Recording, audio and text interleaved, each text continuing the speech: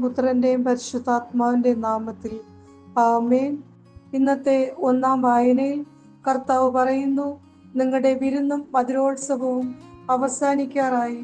നമ്മുടെ തിന്മ നിറഞ്ഞ ചിന്തകളും വാക്കുകളും പ്രവർത്തനങ്ങളും ദൂരെ എറിഞ്ഞ് നന്മയുടെ പാതയിൽ ചരിക്കാം. ഈ ലോക ജീവിതം നൽകുന്ന സന്തോഷം നൗമാഷികമാണ്. നിത്യമായ സന്തോഷം നാം ആഗ്രഹിച്ച് പുണ്യങ്ങൾ ചെയ്യാം. ഇന്നത്തെ രണ്ടാം വായനയിൽ വിശുദ്ധ പൗലോസ് പറയുന്നു, വിശ്വാസം, സ്നേഹം, സ്ഥിരത, സൗമ്യത എന്നിവ ഉന്നം വയ്ക്കണമെന്നും വിശ്വാസത്തിന്റെ നല്ല പോരാട്ടം നടത്തുകയും നിത്യജീവനെ മുറുകെ പിടിക്കുകയും ചെയ്യണമെന്നും തന്നെ. ഇന്നത്തെ സുവിശേഷത്തിൽ യേശു ധനവാന്റെയും ലാസറിന്റെയും ഉപമ പറയുന്നു.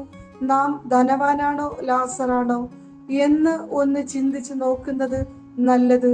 ദൈവം നമ്മൾക്ക് ധനം നൽകിയിട്ടുണ്ടെങ്കിൽ അത് നാം എങ്ങനെ ഉപയോഗിക്കുന്നു? നമ്മുടെ സ്വാർത്ഥപരമായ ജീവിതത്തിനാണോ?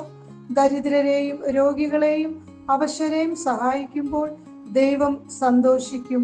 നമ്മുടെ ജീവിതത്തിന് സമാധാനവും സന്തോഷവും സംതൃപ്തിയും ഉണ്ടാകും. ഉപേക്ഷയിലല്ല, പാപവും നാം ഗൗരവമായി എടുക്കണം. എനിക്ക് ചെയ്യാവുന്ന നന്മ ചെയ്യാതെ മറ്റുള്ളവരുടെ ആവശ്യങ്ങൾ കണ്ണടച്ചാൽ ദൈവത്തിന് ഇഷ്ടപ്പെടുകയില്ല. ദാനധർമ്മം ദൈവത്തിന്റെ കയ്യിലെ മോതിരം പോലെ. ദൈവം വിലമതിക്കുന്ന പാവങ്ങളെ സഹായിക്കുമ്പോൾ നാം ദൈവത്തെ തന്നെയാണ് സഹായിക്കുന്നത്. അതിന് പകരമായി ദൈവം ധാരാളമായി നമ്മളെ അനുഗ്രഹിക്കുകയും ചെയ്യും. നമ്മെ പോലെ തന്നെ മറ്റുള്ളവരെയും നമുക്ക് സ്നേഹിക്കാം.